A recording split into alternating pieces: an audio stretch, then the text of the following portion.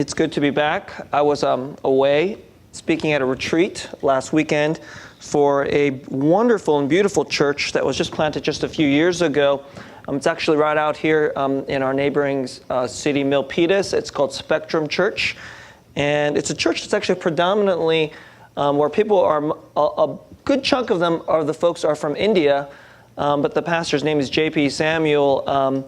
He very much, the vision of their church is actually not unlike our church, where they want to reach anyone and everyone for the gospel in our city. And you can see them starting, if you go to the church, you can see it starting to become more multi-ethnic. Baby Christians are in the church, older Christians are in the church. I got to preach to people from the age of like 15 through 60-something. And it was beautiful. It was really... But I'm really glad to be back. It was 100 degrees. Anyway, it feels really good to be home.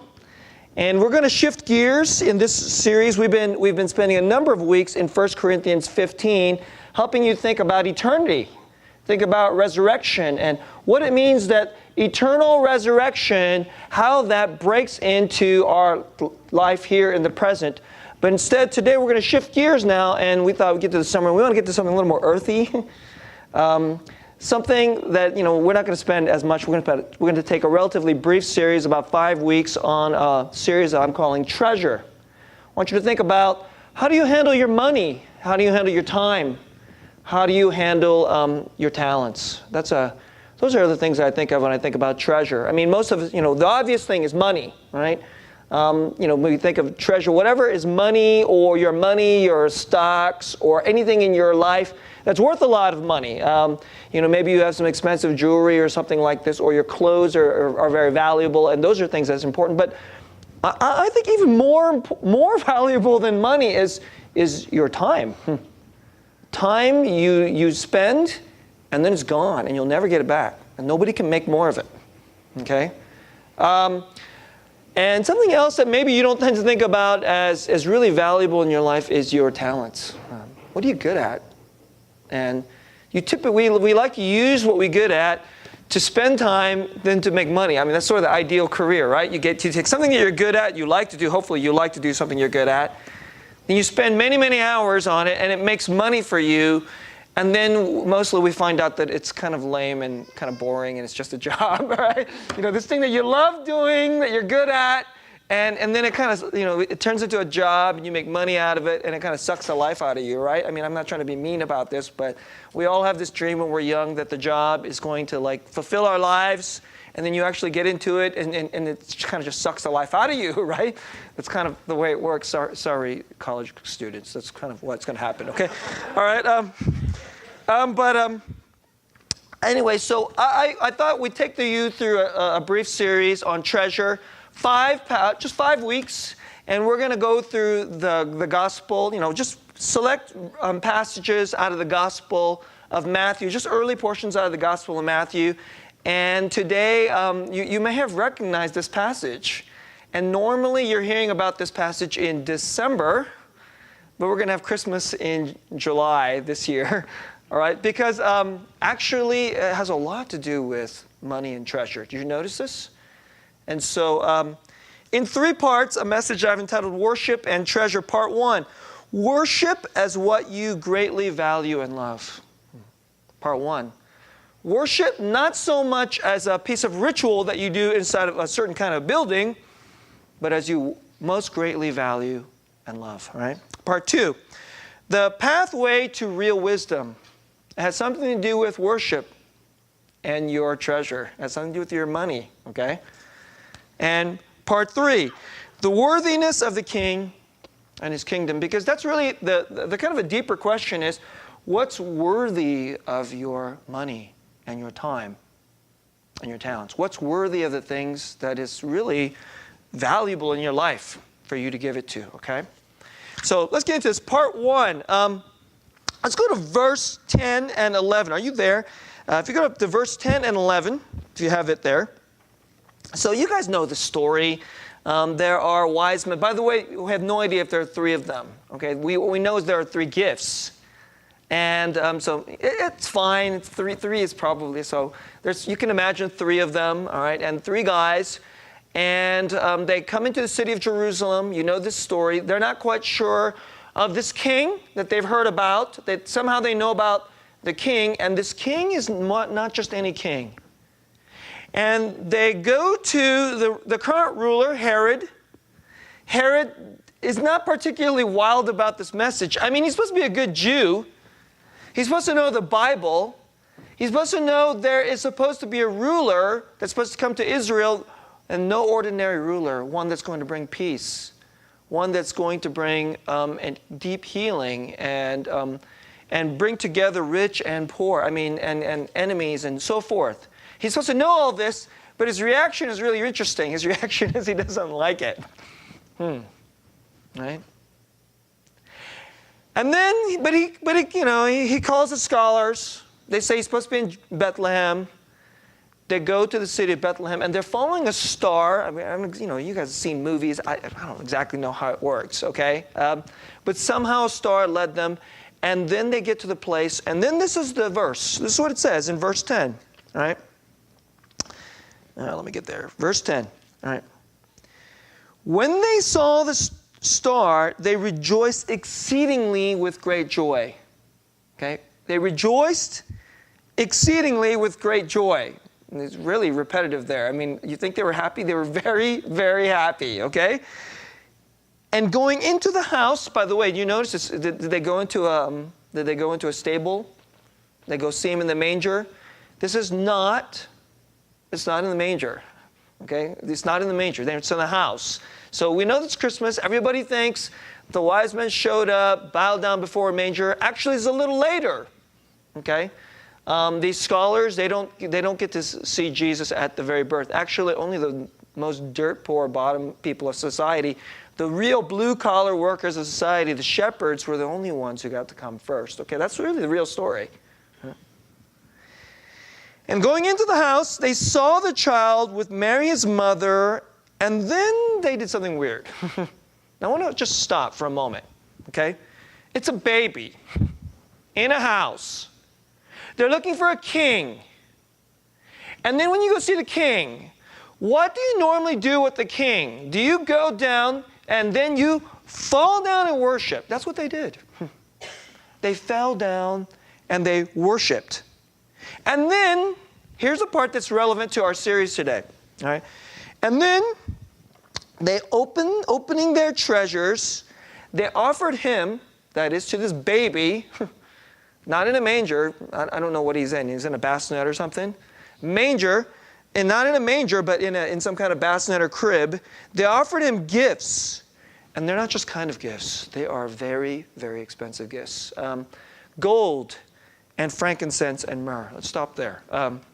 So, just a moment. You guys probably, gold is gold, okay? You guys know that gold is valuable. For whatever reason, this gleaming yellow metal, universally throughout the world, people have pretty much used it as a proxy for money, all right?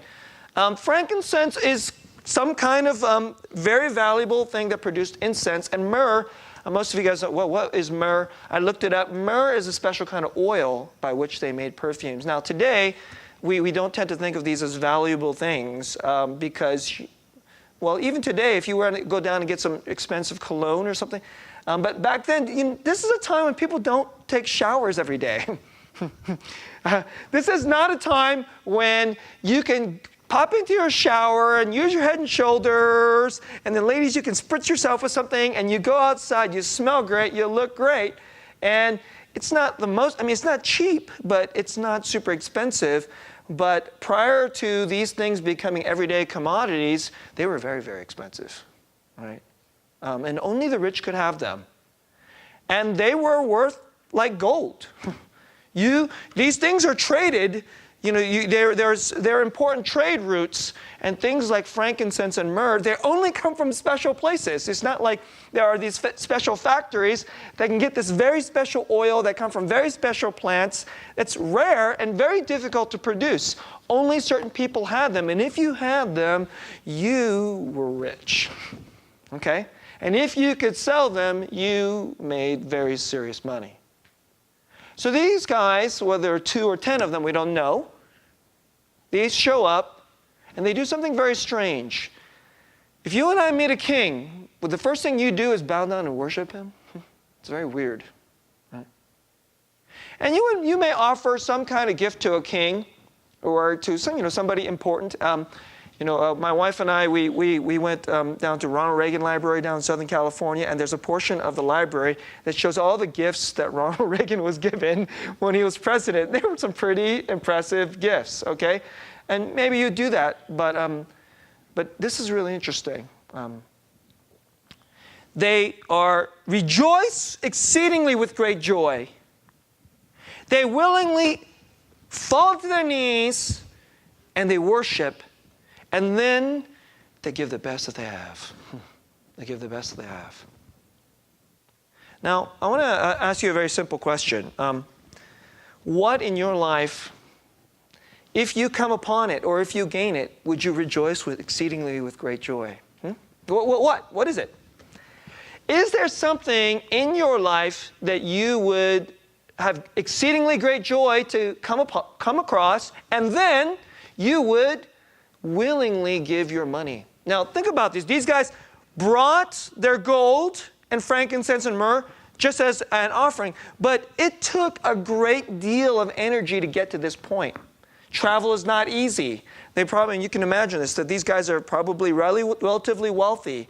They must be highly learned. You guys have grown up for those of you who grew up in church, you have the camels, and the sheer amount of energy and money it must have taken them to travel this far, to find this king. And when they get to this king, it's not like they're going to have, hey, baby, let's have a great relationship here. What are they doing? They come to do one thing.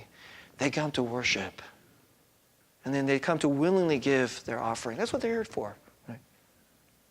Now, in this picture, in this story, I know it sounds like a Christmas story, but it's not a Christmas story. It's an everyday story.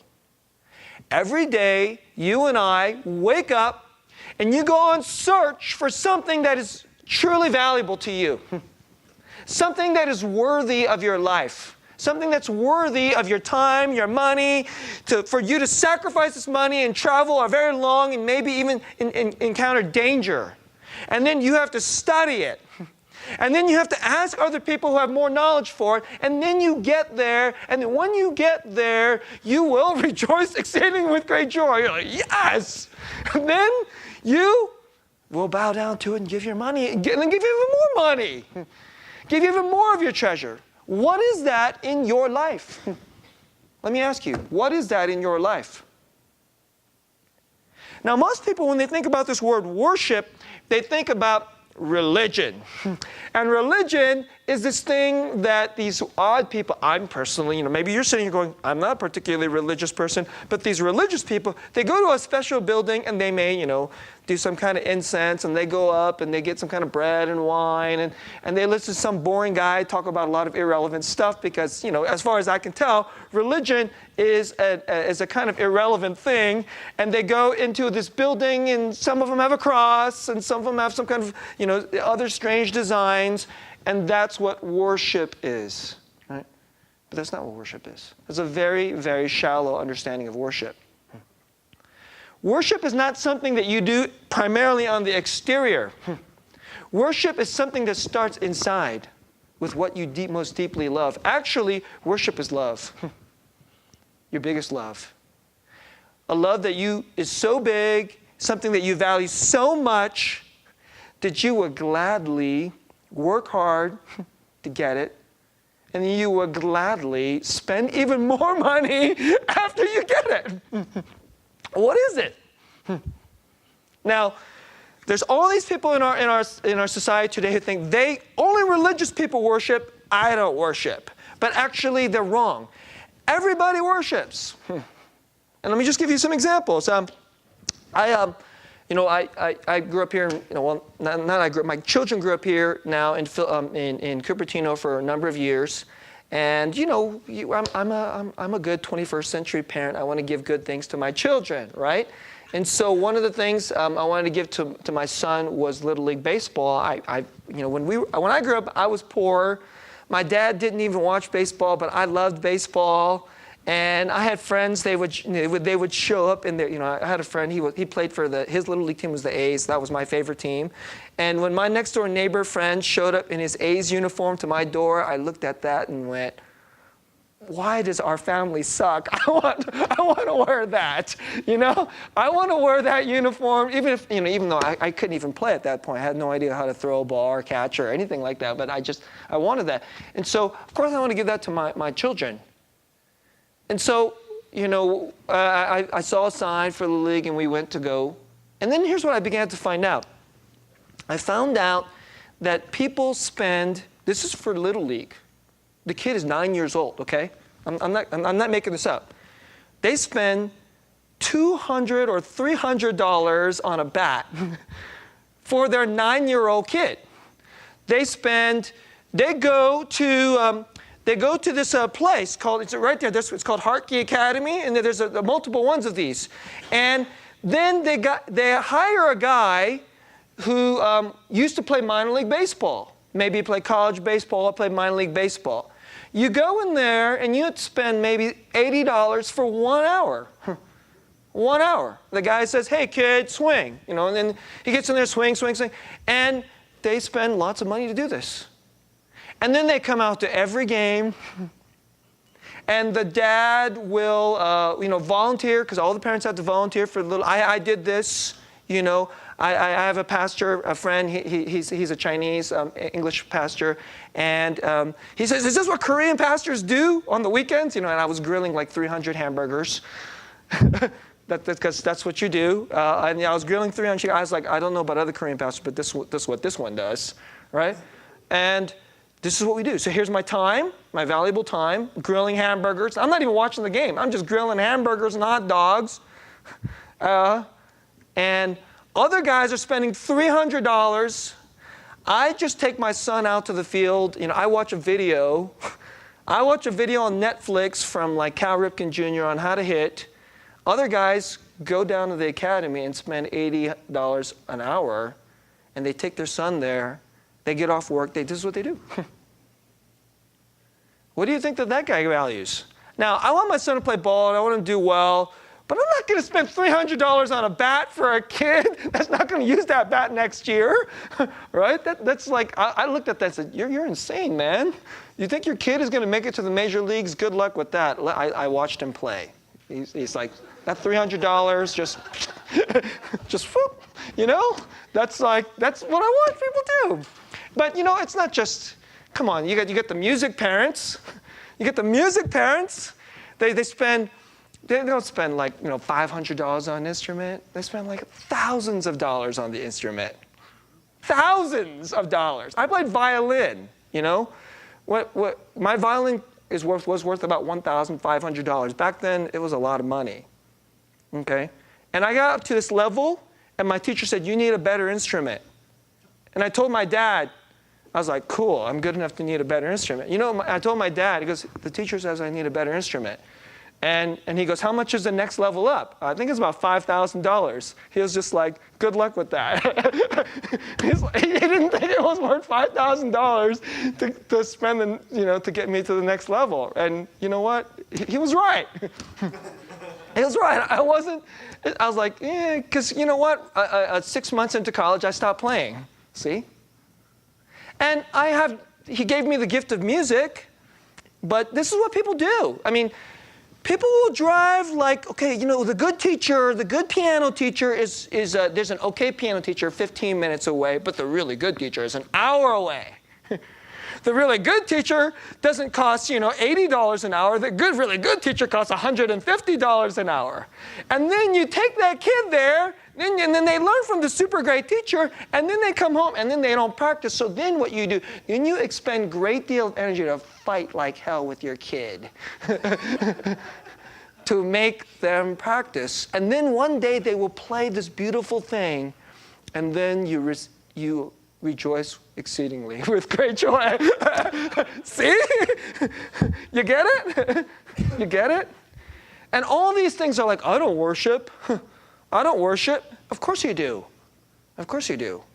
And now, you know, like some of you younger guys, I mean, how many hours did you go to this activity, or how many hours, what time did you stay up to study for those finals, or how many hours did you study those vocabulary words to get that score on the SAT? Because you got this thing called college, and the college is one of the craziest ones.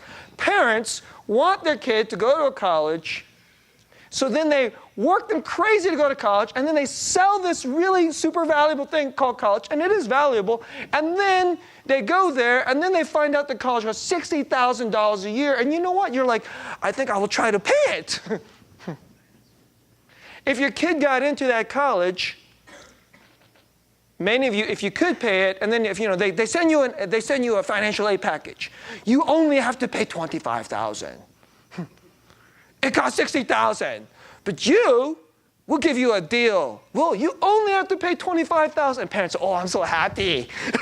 I'm so happy. I'm going to pay $25,000 so this kid can go to, fill in the name of name brand university. See? And if this is really, really important, and it starts sucking up all the, the energy and all the money, if it takes up a great proportion of your money, a great deal of your time, especially your free time. I mean, your job, you have to be there, okay? So let's not count the job. But whatever you do for your job beyond what you have to do, start thinking, this might have something to do with worship. Now, I want to offer you one more point before I switch gears into part 2. Let's just talk about money, because that's like the obvious thing that's valuable. Money, there's a kind of dual tension in money. On the one hand, we know it's valuable and we got to have it. If you get more of it, so like if I drop you $1 million, would you rejoice exceedingly with great joy? I think most of you would go, yes! I rejoice exceedingly with great joy, right? And then what would you do? You would take that money and then you would put it into an investment to make more money. See? Then you take that money and then you make an offering so that it makes more money. Isn't that kind of, this is the dual tension of money. On the one hand, money is a god.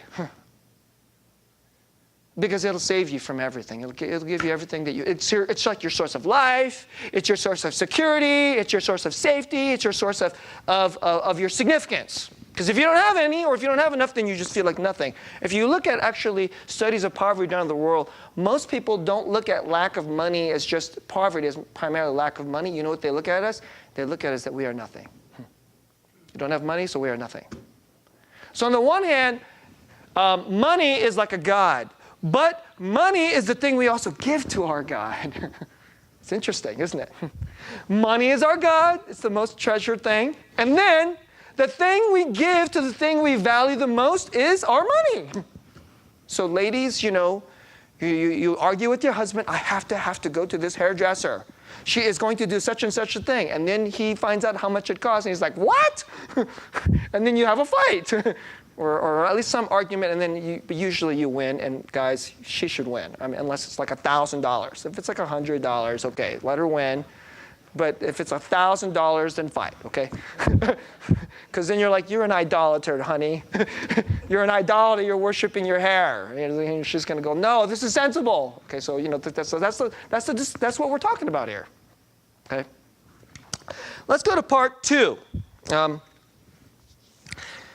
So you have this extraordinary story. These magi, or also known as wise men, magi is the original term. Some of you are wondering, like, how did they know about this? There is a story. The scriptures, it's just like today. It's not like only the people who know the Bible only know about this. Right? It gets out. This message gets out. And people start finding out that there is this hope of a king who's more than a king. And this is really interesting. People who really have stuff. It's really, I wonder if a number of you, I imagine those of you who are younger don't know this as well, but especially as you grow older, and especially as you gain some money or you gain some, achievements, you're going to find this out, which is you can have the money, you can have the stuff, you can have the achievements, and your society can be prosperous, and we need more. There has to be something more than this. Our money, our time, our talents has to go to something more than these things. And I think that's the key of these wise men. They have wealth. They have learnedness. I mean, I imagine these are the guys that went to the Harvard of their time or the Stanford of their time. Deeply knowledgeable. They had to study to get to the Messiah. The shepherds, the dirt poor, they just get straight up invited by the angels. But these guys had to put in a lot of sacrifice. They had to study. And then they went there because they find out that there's a king that could bring healing to the world. There is a king that could find, that we have heard, and most people probably think they're stupid to do this, that there's a king that can bring healing to my heart. Somewhere deep inside. Or I expend all my energy for the things that I think are valuable, and then at the end there, it's still kind of empty. In fact, it's still a lot empty.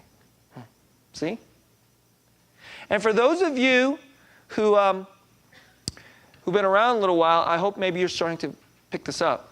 You know, money. There's actually, there's a study done on this, that people who have money, you know about how much that they need in order to be kind of maximally happy. There's actually a number. You know what that number is? It's about $70,000 a year. Now, I imagine that number needs to be a little higher in the Bay Area because $70,000 is a number for the whole country. And so I think that's a number where you just have enough to you're not starving. You know, you're living in a decent house. You're not worried about where your clothes are going to come from. It's probably the number for just above comfortably middle class. I mean, in the Bay Area, that number might be probably higher, 110. I don't know what that number is in the Bay Area. It'd have to be higher.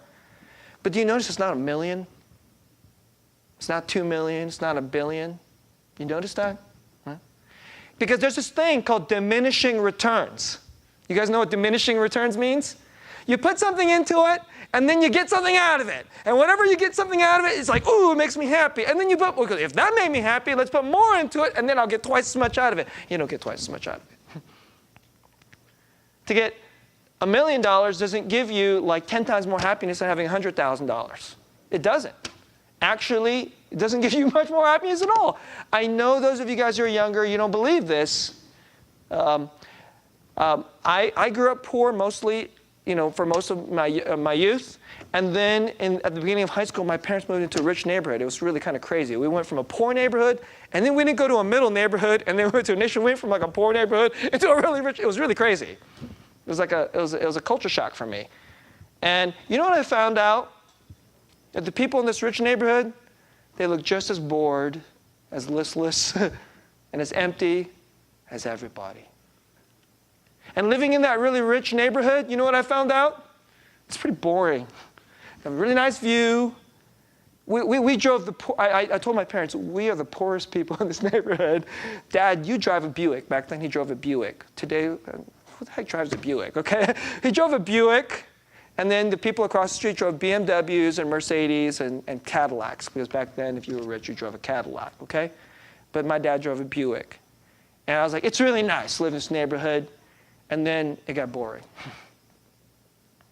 That's what it's like. So it's just like you all know what this is like. So it doesn't have to be, you go and you buy that perfect dress, and it fits you really great, and it was kind of expensive, and maybe you got a deal on it. So you got a $100 dress for like $120, and you wear it, it makes you look fantastic, ladies, and you're happy for about 6 months. Maybe, if you're lucky, if it lasts that long. And then diminishing returns, see?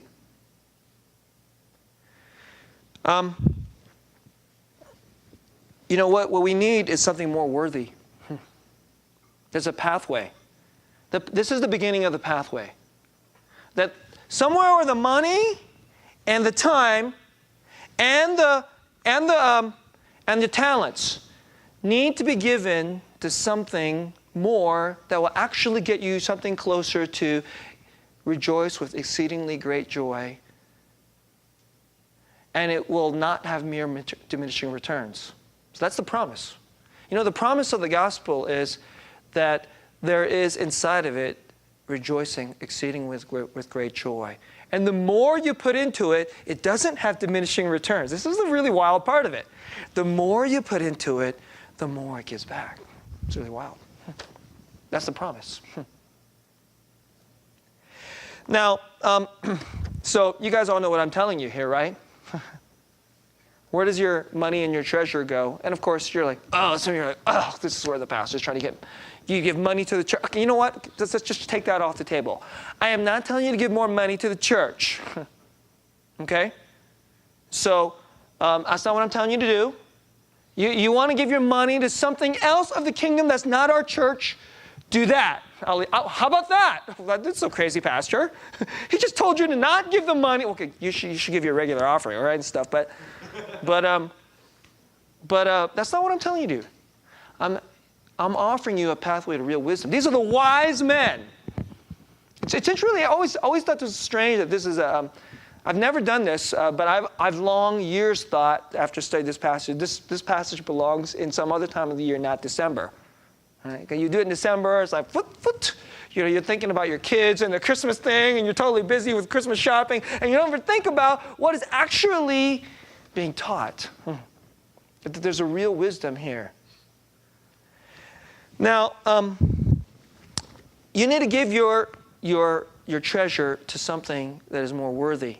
And I would like to offer you one more wisdom point and then a couple of applications, and let's go to the third part of my message. One is this.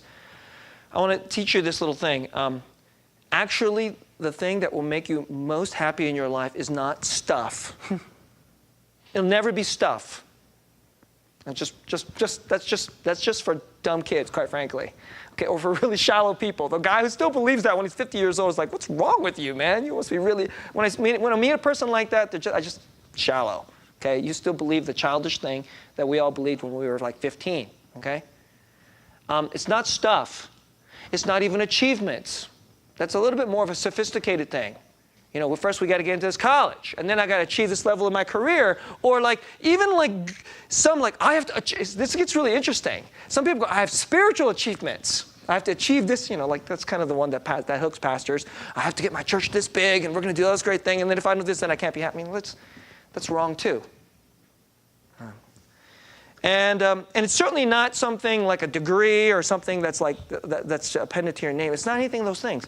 Actually, the thing that's really most important in your life that will really give you a joy that's beyond diminishing returns is people. It's people. It's relationships. The quality of your relationships is actually, this is the way we're all wired. Because we're made in the image of God. You think God's sitting around hoarding his money? I have more money than everybody. Ha! I'm so happy because I rejoice with great exceeding rich because I have more money. I mean, you think that's what God is? It's like, what kind of God is that? God finds his deepest joy since eternity, the Holy Trinity, in the other two persons. Pleasing and being loved back by the other two persons, pouring out your best into the person and then blessing them. That's actually... Now, that's an important tip. That's what's worthy of your treasure. Now, let me offer you two applications. Some of you are going, but Pastor, I want the money. I'm sorry, I just can't help it. Or I just got to get into that college. Or I just got to get to this level in my career. First, I know deep down, I even believe you, Pastor. I even believe what you're saying. I mean, at your head level, you believe me, but not down here. Because until you rejoice exceeding with great joy, which happens in your heart, not in your head. Now, in your head, you believe me, but in your heart, you don't really believe me. In your heart, you're still worshiping something else. That's kind of the way most people are. And at your age, or at a younger age, a lot of you younger guys, that's exactly where that's exactly where I was, okay? So I don't say this to you to look down upon you or be mean to you. I just say it to you because it takes one to know one, okay? So let me offer you two tips here. Number one, John Calvin has this thing that he calls... John Calvin, one of the really great Bible teachers of all time, he has this thing that he says, in the Bible, if you want to grow Because we don't have a desire for the things of Jesus. We don't even desire Jesus. Like, I kind of desire Jesus, but kind of, just kind of. Enough to get me to church on Sunday morning, 20 minutes late. That was a mean one, wasn't it? All right? But if that's where you are, let me offer you this thing. The real problem with you, and with most of us, is that your heart is too fleshly. It actually goes back to the last thing. Is your heart set on the things of eternity and really of value and that will not have diminishing returns, or the things of this earth that will just rot and crumble away and have lots of great diminishing returns? And if your heart is set on the things like of the flesh, not of the eternal spirit, then there's a fight that has to happen inside. And maybe there's too much weeds and too much crud messing up your heart. You can't desire things of God if too much other stuff is there kind of like fixated upon your eye. That's the way it works. It's like, you're supposed to love this person, but like, some other, this other person seems like hotter than you. It's like Jesus is here, but like, the BMW is like shining more brightly before your face. Right? And if there's competition there, this is what John Calvin puts. There must be, he has this odd terminology, he calls it the mortification of the flesh and the vivification of the spirit. The mortification of the flesh and the vivification of the spirit. You know what mortify means? Kill it. That's what it means. So here are my two applications. First, you must mortify, kill parts of your spirit. And two, then you must seek to vivify, bring to life, breathe life, the things that are more worthy. So let me just give you a couple of tips here. Number one, on the mortify side, what is the thing that you most worship and treasure that's bigger than Jesus? Admit it. That's bigger than Jesus. Maybe this is a thing you could discuss with one another, with your spouse, with your brothers and sisters. What is bigger? And then ask yourself, what's so great about it? And question it. Does it give me diminishing returns? Didn't you get this? Like you got it once? Like you got it once, you got that achievement once, and now you're going to try it again? This is what the world does. They offer you this carrot, this stick, get into this college, and you get into that college. Okay, now get into this grad school. Then you get into that grad school. Oh, then get into, and then get this achievement. And then they just keep doing it. And after you know what they're doing? It's running you into slavery. And lying to you. Saying this is going to fulfill everything about you, but it's not true. So, be honest with yourself. What is it that you really chase? And maybe you could question it. As soon as you can question it, now you could push it off its worship edge. And for the first time, maybe for the first time, or maybe for the 10th time or the 100th time, you can have repentance of your idolatry. The second tip I'd like to offer you is, gosh, Pastor, I don't even know if I have great love for the things of the Bible or for church and of God and Jesus and His kingdom and all that other stuff that I know I'm supposed to love. Right? Is there something of the Lord that you have found compelling but you don't generally have any bandwidth for? Because all your money and time and talents go to all this other stuff. So like maybe one thing you could do is take one step, even a small step. Even a small step. So like I said, is there something that you think that's worthy? Maybe there's somebody hurting in your life and they need your company. Give them your company. Give them your time. Maybe there's somebody hurting in our city and you could just give them a little bit of your talent. Or maybe there's somebody, it's not even church. And you will give that person some of your money. Somebody. But when you're doing it for Jesus. You're doing it to connect to Jesus. Not to be a good person, not to be a do-gooder, but you're doing it as a piece of repentance. Maybe that. And then something in that, you're trying to breathe life into the things of the Spirit. Let me offer that to you. It's a piece of repentance this week. Let me close my message. I want to offer you one of my favorite verses in the whole Bible. It's 2 Corinthians, verse 8 and 9. Chapter 8, verse 9. Here's it goes. For you know the grace of our Lord Jesus Christ, that though he was rich, yet for your sake he became poor, so that you by his poverty might become rich. You and I in our whole life, isn't that what you want? In your life you want to be rich, but I hope you want to be rich with more than money.